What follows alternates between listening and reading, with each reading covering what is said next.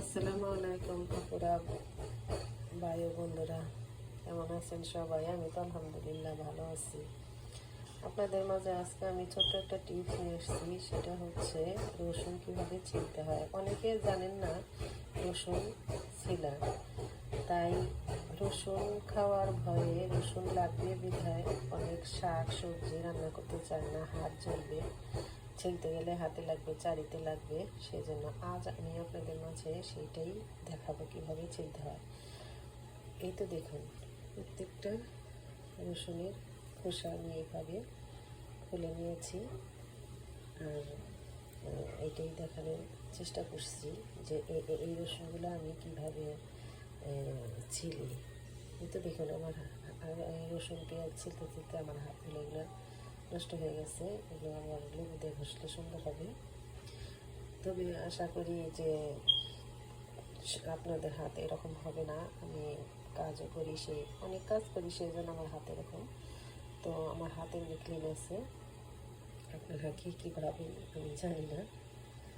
তবে দেখুন তাহলে আমার এই ছোট্ট টিপসটা, এমন দিয়ে দেখুন, আমার লাইক করুন, শেয়ার করুন। এই প্রত্যেকটা কোষ খসে খসে তারপরে এভাবে খসিয়ে নিয়ে, প্রত্যেকটা কোষ এইভাবে খসিয়ে নিয়ে তারপরে আপনারা একটু ক্লিন করে নেবেন, ধুয়ে নেবেন আর কি। ধুয়ে নিয়ে তারপরে এখানে একটা করে দিয়ে শিল পাটায় নিয়ে বা যে কোনো জায়গায় আপনি এরকম একটা করে চাপ দিলে, একটা করে বা দুইটা করে চাপ দিলে দেখুন কীভাবে সুন্দরভাবে এই খোসাগুলো চলে আসছে। আমার এটা হচ্ছে বোঝা নাই, আমি একটু দেখে দিচ্ছি। এই তো দেখুন, এটা আমার এই যে দেখেন খুব সুন্দরভাবে খসে গেছে। তো আমি আপনাদের মাঝে দেখাতে পারতেছি এইভাবে। তারপরে আপনি এই যে এভাবে ছেঁচে নিলেন বা ঝুড়ি করে কেটে নিলেন। এটাও কিন্তু কাটা যায়, সুন্দর করে কাটা যায়।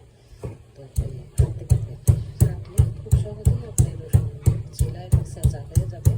আপনি যে কোনো তরকারিতে, যে কোনো শাক, যে কোনো ভর্তা আপনি দিতে পারবেন। সেই জন্য আমি এই রসুন ছোলার টিপসটা নিয়ে আজকে আসলাম। আর মনে করেন যে অনেক ধরনের টিপস তো মানুষ দেয়, কিন্তু কিছু কিছু টিপস মনে থাকে না অনেক সময়। যে আমি জানি একজনকে শেখাইলে তো আমার কোনো দোষের নেই, তাই না? শিখাইতেই পারি। আর যদি তারা খুব আগ্রহের সাথে শিখতে চায় তবে আমি শেখাবো না কেন? এই তো আমি আপনাদের মাঝে এই টিপসটা